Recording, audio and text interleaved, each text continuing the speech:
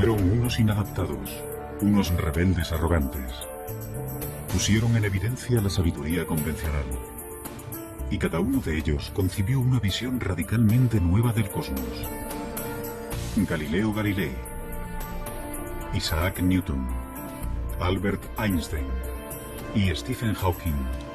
Todos ellos tuvieron una vida agitada, cargada de grandes triunfos y humildes fracasos. Son gente que se ha atrevido a lanzar desafíos. Suelen toparse con la oposición de algunos y no saben enfrentarse a eso. Había una especie de demonio que no les dejaba hacer otra cosa. Hay que tener un ego muy fuerte para decir, puedo resolver esto, descifrar una pequeña parte del universo. ¿Quiénes eran esos genios rebeldes? ¿Y qué secretos escondían sus mentes para permitirles concebir lo inconcebible y poner de manifiesto la belleza y singularidad del universo?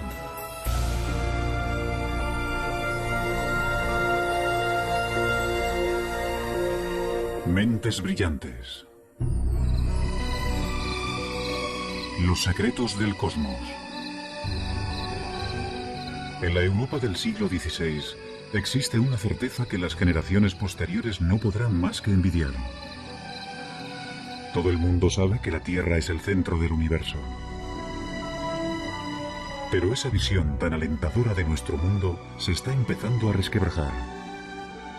Y uno de los principales causantes de ello es el autoproclamado genio Galileo Galilei. Galileo era un hombre engreído que tenía su carácter. Esa clase de persona que tiene amigos muy íntimos y muchos enemigos. Tenía un ingenio muy agudo, una mente privilegiada, y eso le permitió examinar algunos de los misterios más recónditos del universo. Ese científico ambicioso, demasiado seguro de sí mismo, le dará un vuelco al mundo, aunque pagará un precio muy alto por ello.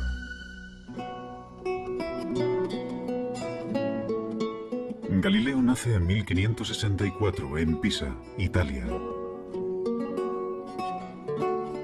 Su padre, laudista, es bien conocido por rechazar las convenciones para crear una nueva forma de armonía musical. Galileo hereda esa rebeldía de su padre. A los 25 años, se convierte en profesor de matemáticas de la Universidad de Pisa. Pero cada vez se muestra más insolente con sus colegas, que todavía instruyen en las teorías científicas del filósofo griego Aristóteles, casi 2000 años después de su muerte. No olvidemos el hecho de que antes de Galileo no había ciencia tal y como nosotros la conocemos. De acuerdo con la filosofía aristotélica, por ejemplo, los cuerpos en movimiento se detenían no por la fricción, sino porque se habían cansado, y caían al suelo no por la gravedad, sino porque anhelaban estar unidos a la Tierra. Galileo encuentra absurdos tales ejemplos. Esos grandes personajes que se proponen descubrir la verdad y no llegan a encontrarla nunca me ponen enfermo, escribe más tarde. No consiguen encontrarla porque siempre miran en el lugar equivocado.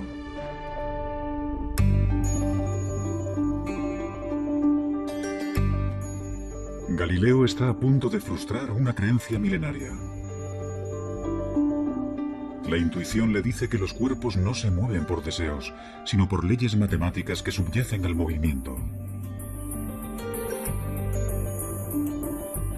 Y da un paso más allá que resulta impensable. Intenta descubrirlas por medio de experimentos, algo que poca gente había hecho antes. Comienza estudiando la caída de los cuerpos. A continuación, el físico Stephen Hawking. Galileo afirma que unas observaciones sencillas, como dejar caer unos pesos desde determinadas alturas, demuestran que las cosas no funcionan como habían dicho los antiguos griegos. Mucha gente debía de haberse dado cuenta de ello, pero habían llevado a cabo observaciones imperfectas. Por primera vez en la historia, Galileo empieza a establecer unas leyes básicas del movimiento, tales como el hecho de que la velocidad viene determinada por el tiempo y la aceleración. Una de las genialidades de Galileo consistió en reducir la aceleración de la gravedad. Se fabricó un plano inclinado para dejar caer por él una bola. De esa manera se podía observar claramente cómo un cuerpo coge velocidad a medida que desciende. Así que él introduce el concepto de aceleración. A nosotros nos parece muy obvio y lógico, pero supuso un avance matemático clave, entender el movimiento en esos términos. Por ser el primero en utilizar experimentos, más tarde Albert Einstein lo llamaría el padre de la física moderna. Galileo abrirá el camino que después seguirán Newton y Einstein. La búsqueda de las leyes matemáticas que se esconden tras cualquier movimiento. Pero sus avances son lentos. No se publicarán hasta el final de su vida.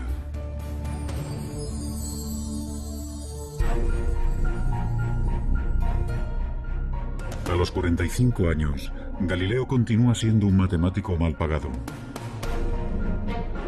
Pero la ambición y la arrogancia le catapultan pronto a la fama y también a su perdición. En 1609, Galileo oye hablar de un catalejo, un aparato como de juguete que hace que los objetos distantes parezcan cercanos. Decidido a sacar provecho del invento, aprende rápido a fabricar lentes. En pocas semanas, llega a Venecia con un telescopio que presenta como su propio invento. Impresiona de tal forma a la marina veneciana que sus superiores le doblan el salario. Galileo no se molestó en decirles que aquel instrumento ya se estaba presentando y vendiendo en muchos otros lugares. De hecho, se llevaron una gran desilusión al descubrir que no era un invento exclusivo de Galileo. Pero, bueno, tampoco se le puede reprochar nada, simplemente fue un buen negociante. Para el librepensador que era Galileo, el telescopio también ofrece la posibilidad de plantear cuestiones que otros no se atreven ni a nombrar. 60 años atrás, el astrónomo Copérnico había propuesto la idea radical de que la Tierra gira alrededor del Sol. Pero Copérnico contaba con escasas pruebas para su teoría. Una teoría que contradice pasajes de la Biblia. En la época de la Inquisición, tales especulaciones se consideran herejía.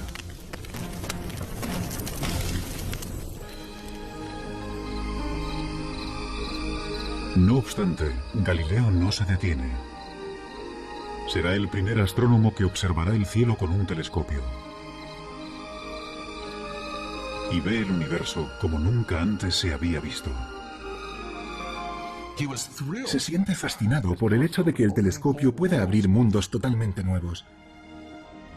Realiza dibujos y diagramas con la sensación de que no lo hace lo suficientemente rápido. Noche tras noche, Galileo se afana en su trabajo y realiza un hallazgo asombroso. Descubre 4 lunas orbitando alrededor de Júpiter. La prueba de Galileo de que no todos los cuerpos celestes se encuentran en la órbita de la Tierra sirve de gran apoyo para la teoría de que la propia Tierra podría girar en torno al Sol. Pero contradecir la Biblia es jugar con fuego.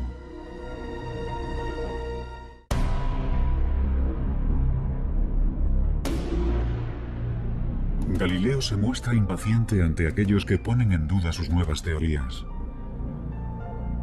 Él ha visto el universo de una manera nueva, con sus propios ojos. ¿Cómo puedo hacer esto sin que suponga una pérdida de tiempo?, escribe, cuando esos peripatéticos a los que hay que convencer se muestran incapaces de seguir el más simple y fácil de los argumentos. Galileo utilizaba su ingenio mordaz para atacar a la gente, y eso no le proporcionó muchos amigos. En 1615, a los 51 años, Galileo acude a Roma para exponer su caso. y puede que ese fuera su mayor error. La Iglesia le ordena dejar de dar lecciones sobre que la Tierra gira alrededor del Sol. Pero Galileo vuelve a tentar a la suerte. 9 años más tarde, solicita que vuelvan a escuchar su caso. Esta vez, el nuevo papa es un íntimo amigo. Y Galileo consigue un permiso para escribir un libro. Siguiendo su costumbre de desdeñar a los oponentes, Galileo escribe un diálogo en el que personajes vagamente disfrazados ofrecen argumentos a favor y en contra de su teoría. En sus libros está muy claro quién es el listo, quién es el que hace el papel de Galileo, mientras que los aristotélicos se presentan como los tontos. En 1633, la Inquisición ordena arrestar a Galileo. La Iglesia le acusa de herejía. Pero quizás la verdadera razón por la que enjuician a Galileo es que ha ido demasiado lejos en sus esfuerzos por persuadir. En su diálogo, ha puesto el argumento favorito del Papa en boca de un personaje ridículo. Gente cercana al Papa le advirtió de que en su libro Galileo había intentado que pareciera un estúpido. Y perseguir sistemáticamente a Galileo y mantenerle en arresto domiciliario para el resto de su vida fue una decisión personal del mismo Papa. En realidad no fue idea de la Iglesia, fue una decisión personal del Papa por una profunda ira hacia un amigo. Galileo espera un simple acuerdo. En lugar de eso, le amenazan con torturarlo. Rendido ante lo inevitable, se arrodilla y se retracta.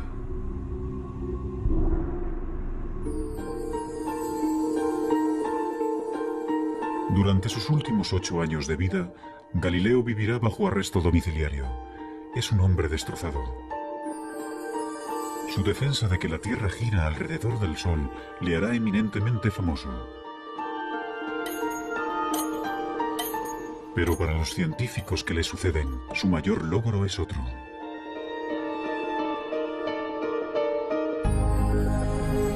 En sus últimos años de vida, escribe un libro con el que completa el trabajo iniciado de joven. En él, demuestra que es posible utilizar las matemáticas para analizar el movimiento.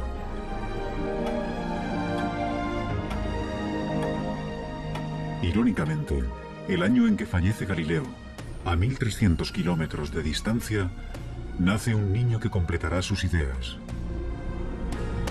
También será uno de los científicos más extraños de todos los tiempos.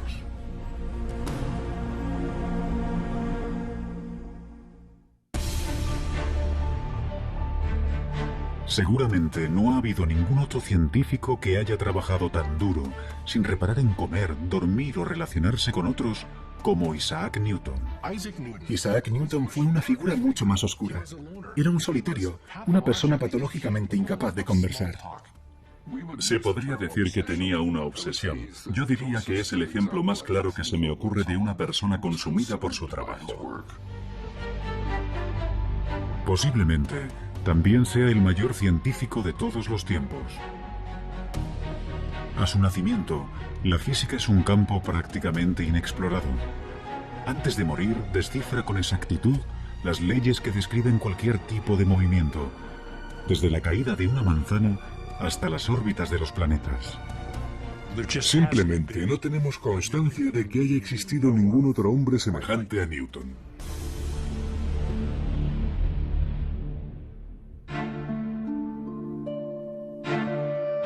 En 1642, Isaac Newton nace en un pueblo remoto de Inglaterra.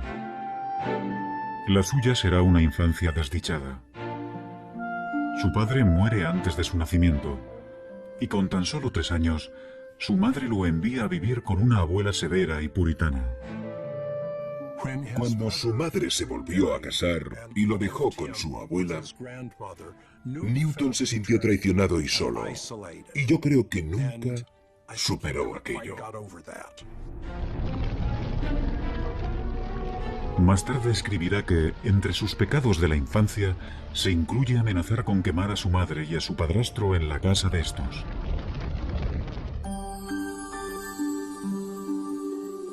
A Newton no siempre le va bien en la escuela. Pero despierta la curiosidad en el pueblo, porque construye aparatos mecánicos extraordinarios, como molinos de viento. Un maestro de la escuela convence a su madre para que lo envíe a la universidad. En el Trinity College de Cambridge, la mayoría de los estudiantes se dedican más a beber y a la juerga que a estudiar. Newton prefiere aislarse y permanecer solo. A su alrededor había un montón de gente que no tenía ni el más mínimo interés por los libros, gente que procedía de familias acomodadas. Debía de sentirse totalmente fuera de lugar, y sabiendo cómo actúan los estudiantes, supongo que lo consideraban el bicho raro. Newton es un puritano obsesionado con el pecado. Se autoimpone un estricto control emocional y sexual, y lleva una existencia solitaria, monacal. Newton era muy diferente a Galileo, porque era la persona más reservada de la que hayas podido oír hablar nunca. No se molestaba en intentar hacer amigos, y le resultaba difícil relacionarse, simplemente se apartaba de la gente. En toda su vida no tuvo aventuras amorosas ni apenas amigos. Algunos estudiosos especulan sobre una posible homosexualidad de Newton. Otros opinan que quizás, simplemente, decidió que no tenía tiempo para nada que no fuera trabajo. Se cree que murió virgen.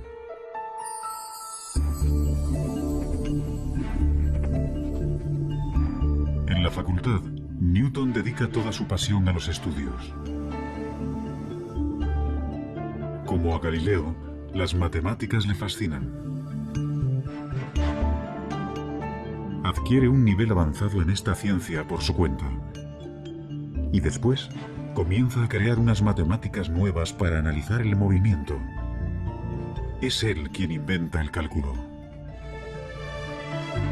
Newton se siente fascinado por la manera en que el Sol sale y se pone, formando un arco completo.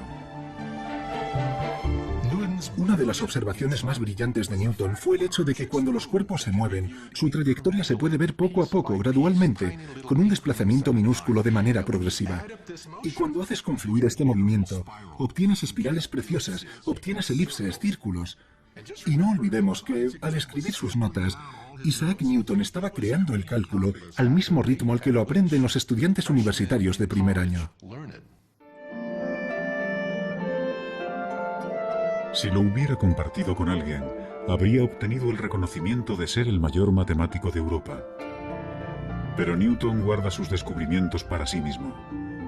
Prefiere trabajar en los detalles él solo.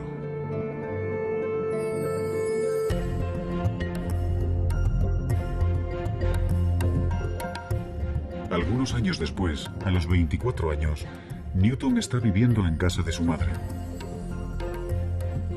En ella, tendrá la inspiración que revolucionará totalmente la física.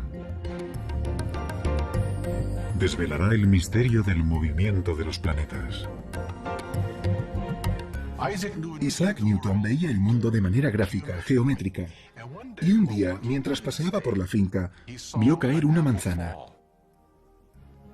A continuación, alzó la vista y vio la luna.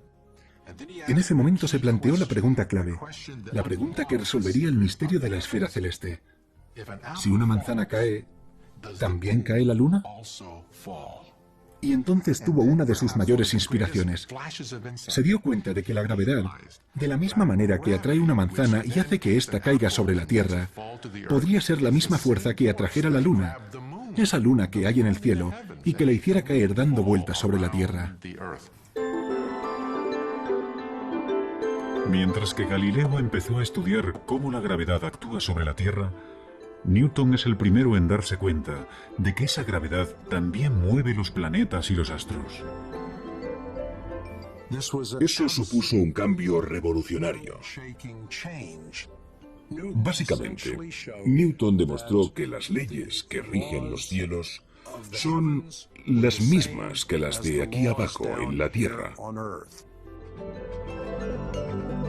Pero cuando intenta descifrar los detalles, unos problemas matemáticos muy complejos se interponen en su camino y mantendrá en secreto su gran descubrimiento durante casi 20 años.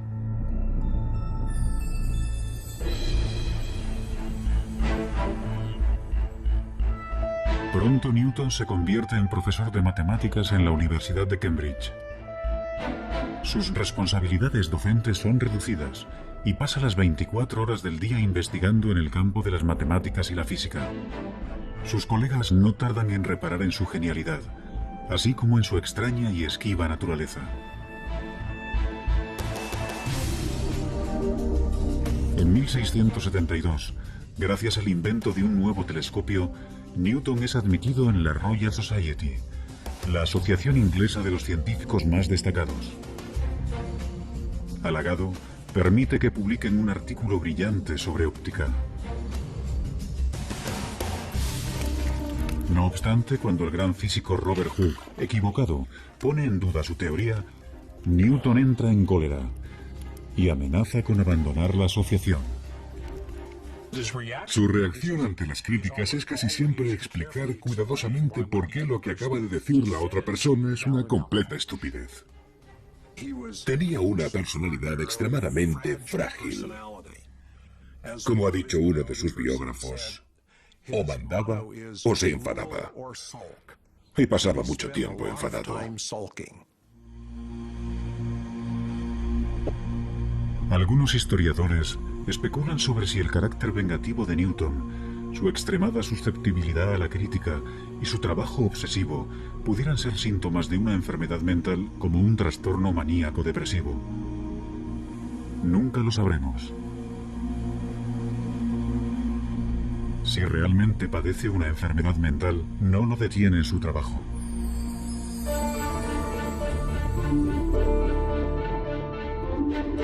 A los 42 años, le piden que resuelva un problema que mantiene desconcertados a los mejores físicos de Inglaterra. ¿Cómo describir matemáticamente la órbita de los planetas alrededor del Sol? Invadido por la inspiración, Newton se encierra en su cuarto y comienza a trabajar en su gran obra maestra. Como a Galileo, le guía una fuerte intuición. Ahora se dispone a descifrar matemáticamente las leyes de la gravedad, una tarea que había iniciado en años anteriores. Durante casi 2 años, no se comunica apenas con nadie. El único ejercicio que realiza es pasearse por la habitación. Dormía muy poco y se pasaba 18, 20 horas al día trabajando. Se saltaba las comidas.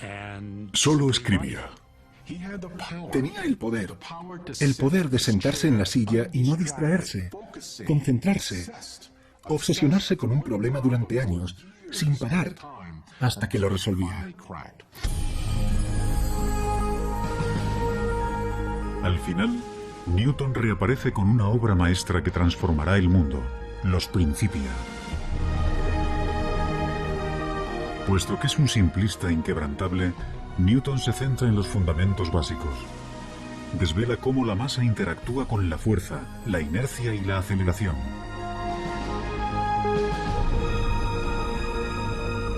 No obstante, su mayor logro es el de definir la gravedad. Es el primero que habla de esta como una fuerza que actúa a una distancia. Y consiguiendo avances matemáticos increíbles, Newton establece las leyes precisas que determinan el movimiento de todos los cuerpos. Los Principia de Newton, publicados en 1687, supusieron una revolución científica. En la obra, Newton dio la primera descripción precisa de las leyes que rigen el movimiento de los cuerpos, desde unas balas de cañón a los planetas. Si se miran los Principia y el número de problemas matemáticos resueltos en esa obra, y pensando que la escribió en un periodo de 18 meses, queda claro que no se trata de un ser humano normal en ninguna de sus acepciones. Newton ha completado la búsqueda de Galileo para describir matemáticamente el movimiento. No obstante, 200 años después, otro rebelde arrogante descubrirá que a velocidades muy altas las leyes de Newton no se cumplen y que el universo es más extraño de lo que nunca nadie había imaginado.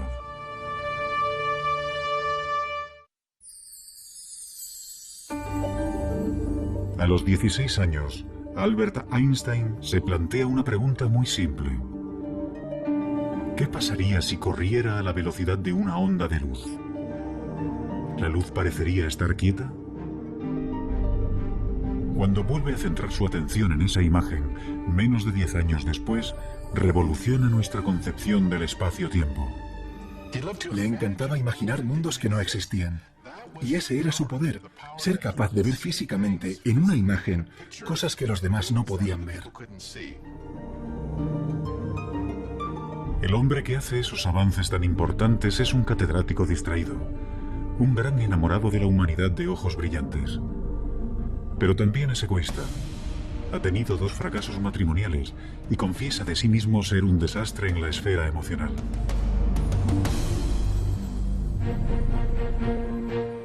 Albert Einstein nace en 1879, en el sur de Alemania, en el seno de una familia judía de clase media. De niño, es callado e introvertido. Sus padres empezaron a pensar que quizás era retrasado, porque tardó mucho en empezar a hablar. Pero simplemente, según parece, estaba muy ocupado pensando. De pequeño, le fascinan los rompecabezas y los juegos, y muestra una perseverancia notable. A los 9 años, construye una torre de cartas de 14 pisos de altura. Dicen que de niño estaba siempre al helado, así que los demás niños se burlaban de él. Vivía aislado en el mundo de los libros, en el mundo de las ideas. En 1896, con 17 años, Einstein es admitido en la ETH, una universidad politécnica de Suiza, pionera en investigaciones en todo el mundo. Como Galileo, es ingenioso y perspicaz, tiene sentido del humor y también es un rebelde. Einstein ha decidido convertirse en un físico teórico, pero siente que encuentra obstáculos en su camino. Su profesor de física, el señor Weber, no está interesado en las últimas teorías más vanguardistas sobre la luz y la electricidad. Aprueba los exámenes con los apuntes que le deja un amigo y se gradúa con unas notas muy normales. Su comportamiento no ha pasado desapercibido. Solicita algunos puestos de trabajo en universidades y todo se le deniega. Una vez acabados sus estudios universitarios, Einstein se convirtió en un fracasado, en todas las acepciones de la palabra. Su profesor, Weber, profesaba una gran antipatía por el joven Einstein. Le escribió cartas de recomendación que ahora sabemos socavaban sus oportunidades de conseguir cualquier tipo de puesto académico. Incluso antes de comenzar a trabajar de físico, su carrera como tal ya estaba acabada.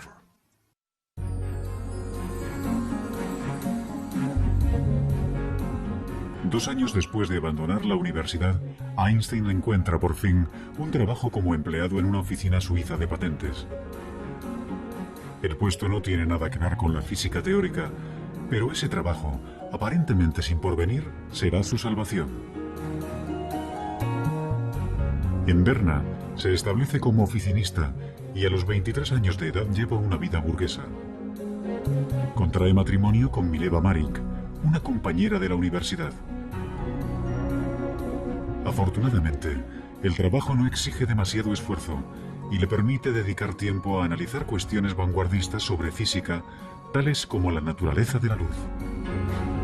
Otros ya habrían tirado la toalla y habrían abandonado la idea de una carrera como físicos. Parece como si se tratara de alguien que estaba poseído por un demonio intelectual que no le permitía hacer otra cosa. Ahora Einstein vuelve a pensar en aquella sencilla imagen que le vino a la mente por primera vez en el instituto. ¿Qué pasaría si corriera a la velocidad de una onda de luz? Tanto Isaac Newton como Einstein tenían esa asombrosa habilidad para crear imágenes sencillas que hasta un niño podría entender y extraer de ello imágenes que cambiarían nuestra visión del universo. Según Newton, la velocidad de un rayo de luz debería mostrarse más lenta que alguien corriendo a su lado. No obstante, la luz no parece obedecer a las leyes de Newton. Einstein dice que un rayo de luz se aparta de ti a la velocidad de la luz. Por mucho que corras, nunca lograrás alcanzarlo. Por mucho que aceleres, aunque pises a fondo, el rayo de luz seguirá apartándose de ti a la misma velocidad. ¿Cómo es posible que no se pueda alcanzar un rayo de luz?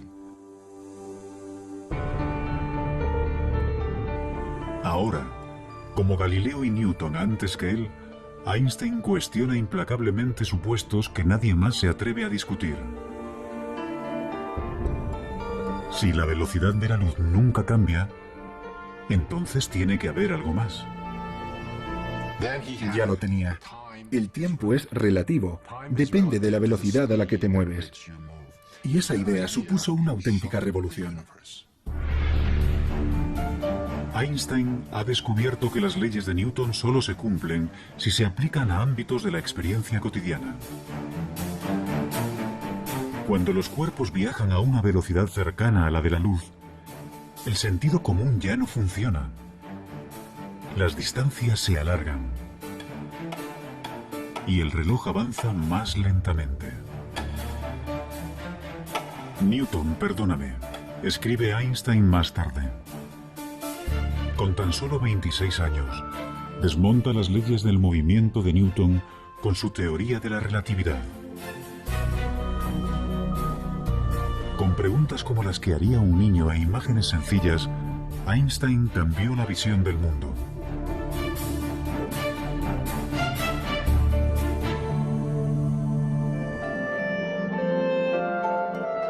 En 1907, Einstein aborda nuevos retos científicos. Pero unas cartas recién publicadas revelan un lado personal poco conocido. Mientras trabaja en su gran obra maestra, se encierra en sí mismo y sus más allegados sufren.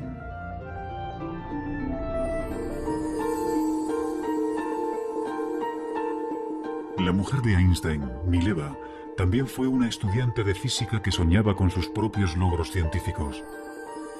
Pero ahora, mientras que Einstein da clases y colabora con otros científicos, Mileva apenas lo ve. Teme estar perdiendo tanto a su marido como su sueño. Entonces, en 1914, Mileva descubre que tiene una adversaria en el ámbito sentimental, Elsa Lovejal, prima de su marido. El matrimonio de Einstein está roto. Me encantaría tomarme una cerveza con Einstein, pero no le presentaría a mi hermana. Es como si las normas no le afectaran necesariamente.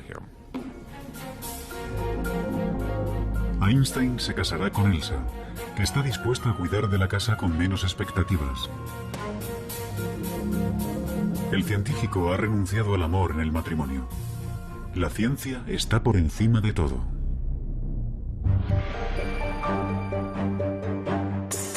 A los 35 años de edad, Einstein está persiguiendo un objetivo que muchos físicos creen imposible.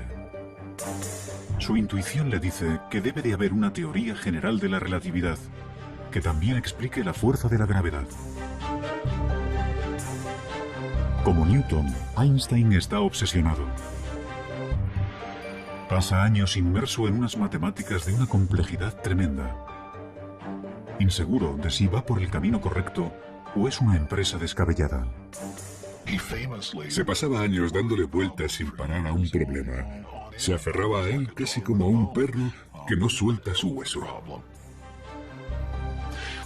Cuando estaba trabajando en la relatividad general, estuvo a punto de padecer una depresión nerviosa. Estaba tan concentrado que llegó a perder una enorme cantidad de peso, porque no comía. Se concentraba en los problemas de la misma manera que lo hacía Isaac Newton.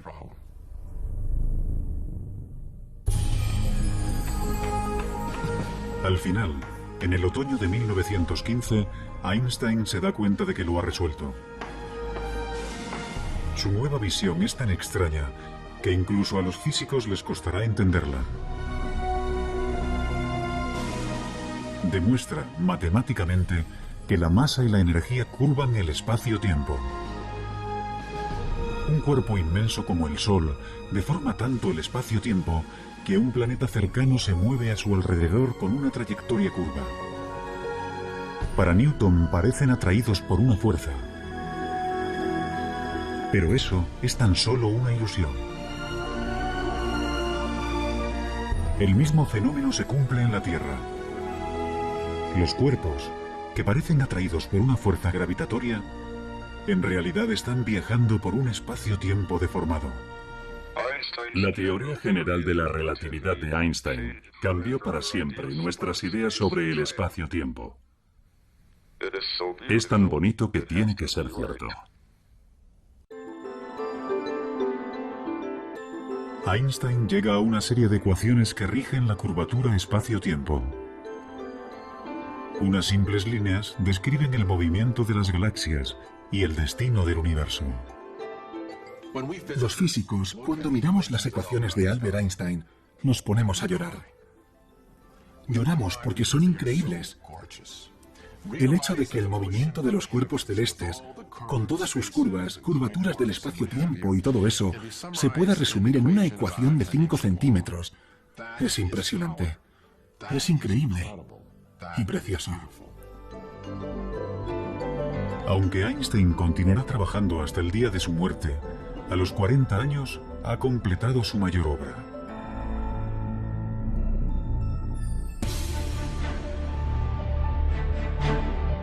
Galileo aplicó las matemáticas al movimiento. Newton perfeccionó esas leyes en el ámbito de la experiencia cotidiana.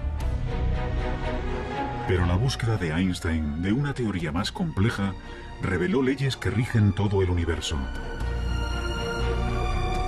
Actualmente, otro rebelde brillante está intentando encontrar una teoría aún más amplia, una teoría que lo incluya todo.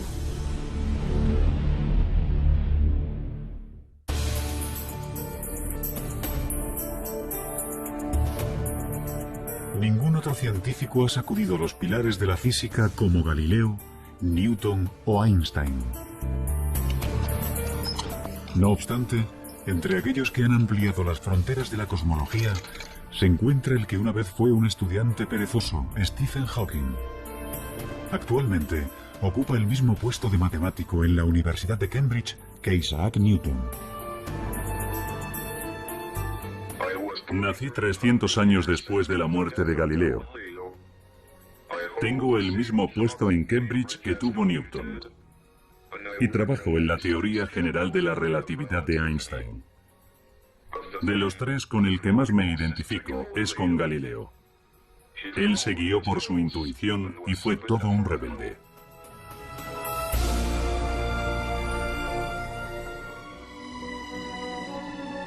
Stephen Hawking nace en 1942 en Oxford, Inglaterra. Como Galileo, Newton y Einstein, de niño se siente fascinado por cómo funcionan las cosas. No obstante, en la Universidad de Oxford, Hawking prácticamente no estudia nada. Confía en su extraordinaria facilidad con las matemáticas para ir aprobando. Hawking pasa la mayor parte del tiempo saliendo con amigos y con su equipo de remo. Desde luego, Stephen Hawking no era el tipo de persona que parece tener un destino brillante. En la facultad no era el más aplicado. Él mismo dice que durante toda su etapa como estudiante en Oxford trabajó en total unas 1000 horas, lo cual supone 1 hora al día de media. Hawking se muestra aburrido y apático. Según parece, para él no vale la pena esforzarse por nada. Pero está a punto de desencadenarse una tragedia que convertirá un intelecto aburrido en una mente apasionada. En 1962, Stephen Hawking inicia sus estudios de posgrado en cosmología en la Universidad de Cambridge.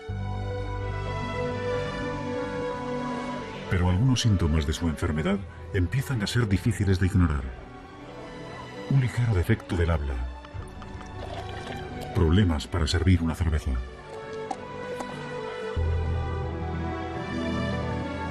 Los médicos le dicen que tiene ELA, esclerosis lateral amiotrófica, comúnmente denominada enfermedad de Lou Gehrig. Las regiones del cerebro que controlan el movimiento se le están atrofiando. Y no tiene cura. El estudiante de 20 años sabe que su cuerpo sufrirá una parálisis. Con el tiempo, los músculos respiratorios se le agarrotarán y tendrá problemas respiratorios. Los médicos le pronostican tan solo 2 años de vida. Hawking cae en una profunda depresión. Cuando le diagnosticaron la enfermedad, Stephen no esperaba vivir más de 1 año o 2. No parecía que valiera la pena ni acabar el doctorado. Pero inexplicablemente, la enfermedad progresa más lentamente de lo que habían predicho. Conoce a Jane Wilde, la mujer que se convertirá en su esposa, y encuentra un propósito en la vida. Soñé que me iban a ejecutar, escribe. De repente me di cuenta de que había muchas cosas que valía la pena hacer si me concedían un aplazamiento.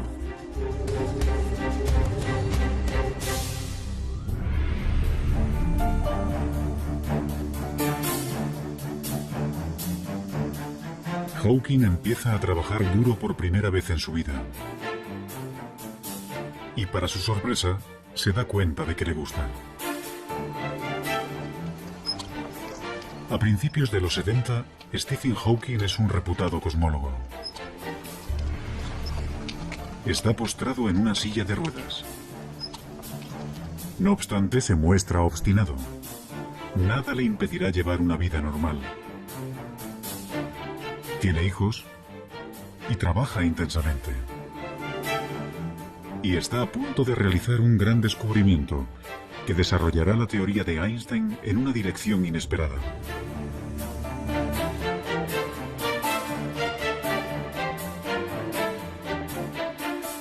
La teoría de la relatividad general de Einstein predice el movimiento de cuerpos muy grandes, como las galaxias, pero no puede explicar el comportamiento de las partículas subatómicas más diminutas, que son las piedras angulares del universo.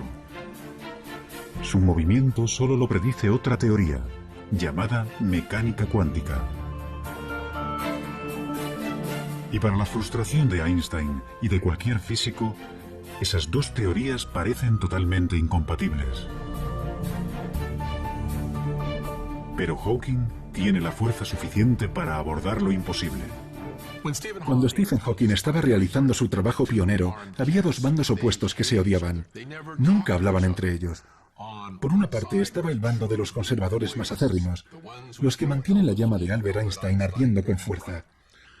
En el otro bando estaban los teóricos cuánticos. Estos se ocupaban del mundo de las partículas subatómicas, centenares, miles de ellas. Utilizaban unas matemáticas diferentes, un lenguaje diferente, tenían una visión distinta de la física. Y llega Stephen Hawking diciendo que va a intentar aunar los 2 bandos. Nadie había planteado algo así hasta entonces.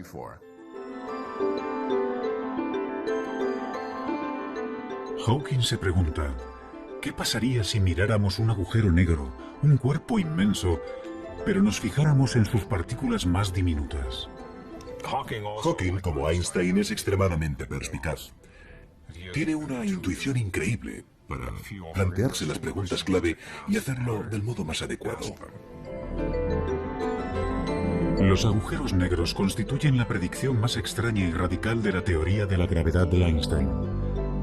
Teóricamente, cuando una masa se encuentra extremadamente concentrada, por ejemplo un astro comprimido en una bola de tan solo unos kilómetros de diámetro, el espacio de su alrededor se deforma tanto que la gravedad impide que algo se escape, incluyendo la luz.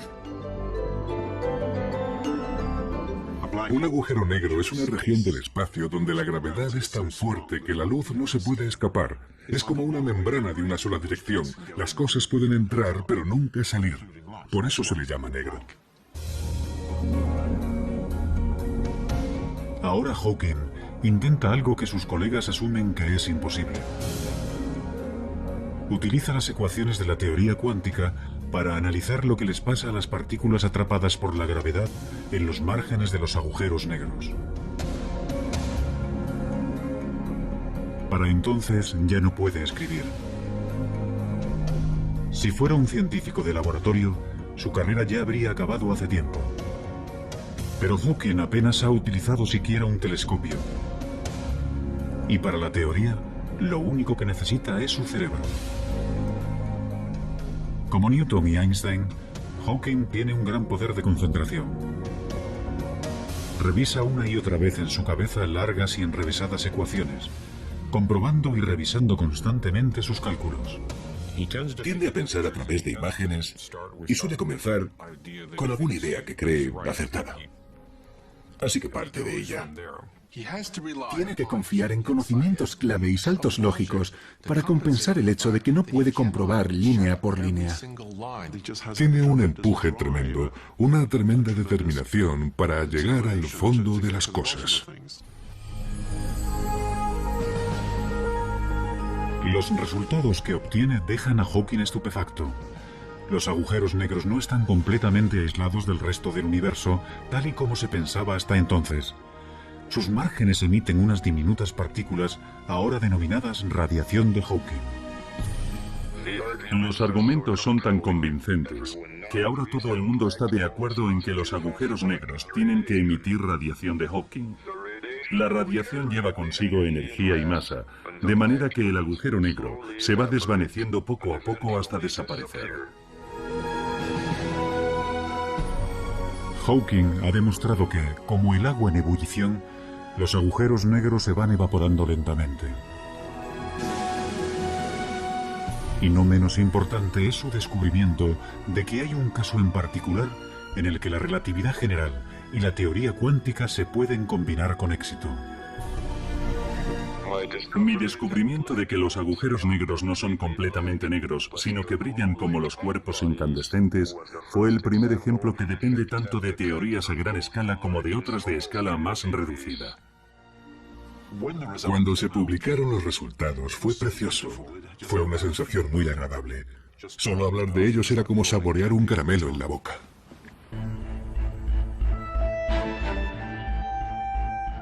Encontrar una teoría de todo, una teoría que llegue más al fondo de la cuestión, que unifique las ecuaciones de Einstein con la mecánica cuántica, es ahora el santo grial de la física. Eso explicaría el origen del universo. Y Hawking ha creado nuevas esperanzas de que el rompecabezas definitivo se pueda resolver. El descubrimiento que hace Hawking sobre la radiación de los agujeros negros ha sido una pieza importante del rompecabezas, aunque todavía no sepamos cómo es el definitivo.